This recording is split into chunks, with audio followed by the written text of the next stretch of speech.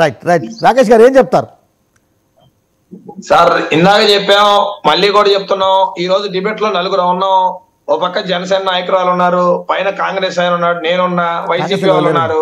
ఎవరి మొహంలో ఆనందం ఉంది, ఎవరి మొహంలో బాధ ఉంది మీకే తెలిసిపోతా ఉంది. ఈ రోజు తాడేపల్లి ప్యాలెస్ నుంచి ఫోన్ వస్తే వణికిపోతున్నారు.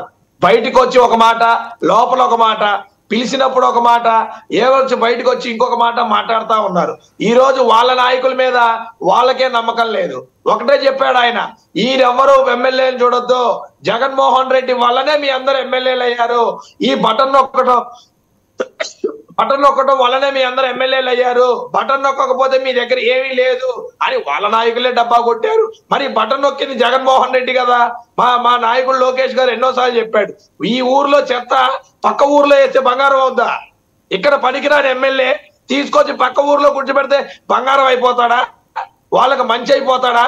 ఎలా అవుతాడు? ఈయన తీసుకెళ్లి వేరే చోట పెడితే ఏమి లేదు, ఏదో ఒకటి చేయాలి కాబట్టి ఇక్కడికి అక్కడికి. కాదు రాకేష్ గారు, మీరు కూడా మార్చారు కదా, అంటే మీరు మారితే సంసారం, ఇంకొక మారితే ఇంకొకట, ఇలాంటి మార్చారు కదా మీరు కూడా. మా మీద వ్యతిరేకత లేదు కదండి, మా మీద వ్యతిరేకత లేదు.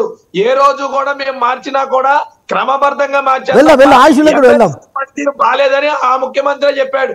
ఎప్పుడైనా తెలుగుదేశం పార్టీ చెప్పిందా ఎమ్మెల్యేలు సరిగ్గా పనిచేయలేదని చెప్పి? జగన్మోహన్ రెడ్డి మీట్లు పెట్టి స్థాన చలనం తప్పదు, మీలో పనితనం లేదు, మీరు పనిచేయట్లేదు అని జగన్మోహన్ రెడ్డి పెట్టాడు. తెలుగుదేశం పార్టీ ఎప్పుడు పెట్టింది ఇట్లాంటిది? ఎప్పుడు పెట్టలేదు కదా. ఎప్పుడని చెప్పిందా ఎమ్మెల్యే పనిచేయట్లేదని? ఉంటే చెప్పండి. Right right right Telugu Desam party చెప్పండి సార్. రైట్, మీ క్వశ్చన్కి నేను ఆన్సర్ చేయొచ్చా? yes yes ప్లీజ్ ప్లీజ్ మాట్లాడు, అరుణ గారు మాట్లాడు. ప్రతిపక్షంలో ఉన్న పార్టీల్లో నుంచి వ్యక్తుల మార్పు జరిగింది అని గనక అనుకుంటే అక్కడ ఉన్న స్థానికంగా ఉన్న సామాజిక వర్గాలు బేస్ చేసుకొని, అలాగే అధికార పార్టీ నుంచి నిలబెట్టే వ్యక్తుల యొక్క ఆర్థిక బలము, సామాజిక బలాలను డిపెండ్ చేసుకుని ప్రతిపక్షం అనే వాళ్ళు గెలవాలనే ఉద్దేశంతో పార్టీ అభ్యర్థులను మార్చుకోవడం అనేది సహజం. ఆల్రెడీ ప్రతిపక్షంలో ఉన్నాం కాబట్టి.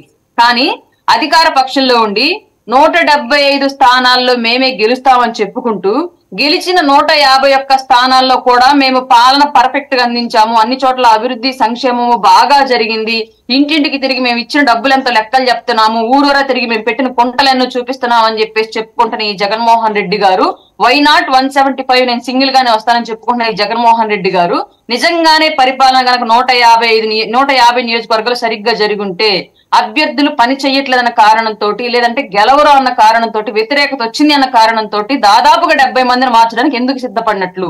అంటే ఒకటి ఈయన చెప్పింది అబద్ధమై ఉండాలి, లేదా ఈయన మార్చడం అబద్ధమై ఉండాలి, లేదా జరిగిన అభివృద్ధి అబద్ధమై ఉండాలి. వీటిల్లో ఏది కరెక్ట్ ఏది అబద్ధం చెప్పమని చెప్పండి వైసీపీ వాళ్ళని. ఇంకొక మార్చే అభ్యర్థుల్లో కూడా క్లియర్ గా రెడ్డి సామాజిక వర్గం నుంచి లేరు, అందరూ ఎస్సీలు, ఎస్టీలు, బీసీలు మాత్రమే ఉన్నారు. ఆర్థికంగా స్థిరత్వము అనేది రెడ్డి సామాజిక వర్గానికి తప్ప మిగతా సామాజిక వర్గాలకు స్థానిక స్థిరత్వం అనేది ఉండకూడదు రాజకీయంగానే ఉద్దేశంతోనే మారుస్తున్నారా, లేదంటే నిజంగానే నెగిటివిటీ వచ్చిందా? నెగిటివిటీ వచ్చిందనే మార్చే పని అయితే రెడ్డి సామాజిక వర్గం వాళ్ళందరూ అంత ధీరోదాత్తులుగా పరిపాలన అభివృద్ధిని అందించారు రాష్ట్రానికి, మిగతా సామాజిక వర్గాలు వాళ్ళు పనికిరారు, అందించలేకపోయారని జగన్మోహన్ రెడ్డి గారు భావిస్తున్నారా?